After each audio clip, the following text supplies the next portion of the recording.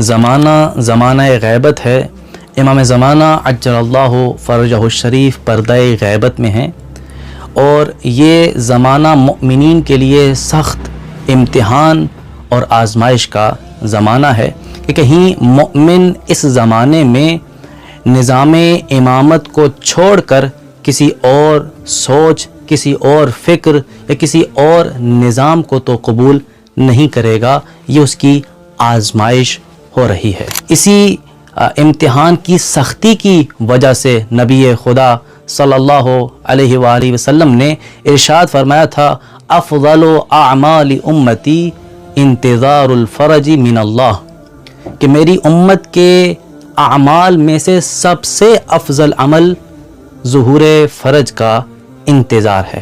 اور انتظار ہاتھ پہ ہاتھ رکھ کے بیٹھ جانے کا نام نہیں ہے، انتظار غیر ذمہ دار ہونے کا نام نہیں ہے، بلکہ انتظار ذمہ داری کا تقاضا کرتا ہے، انتظار صبر کا تقاضا کرتا ہے، انتظار جہد مسلسل کا تقاضا کرتا ہے۔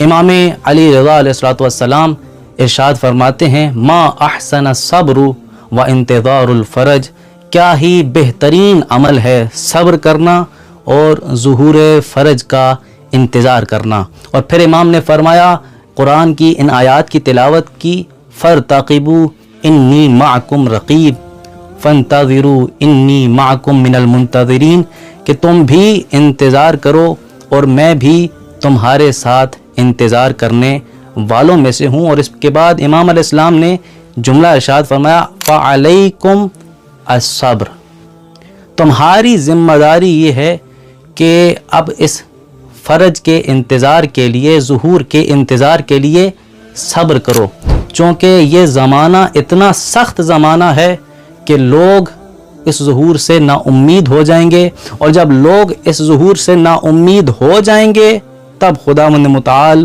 ظہور فرج فرمائے گا۔ تو در نتیجہ اس زمانے میں مؤمنین کے قدم ایسے ہی لڑکھڑا سکتے ہیں جیسے میدان جنگ میں بعض کے قدم لڑکھڑا جایا کرتے تھے، چونکہ ان میں صبر نہیں ہوا کرتا تھا۔ تو صبر نہایت ہی ضروری ہے، اور یہ انتظار کی اہم ترین کڑی اور اہم ترین جز ہے۔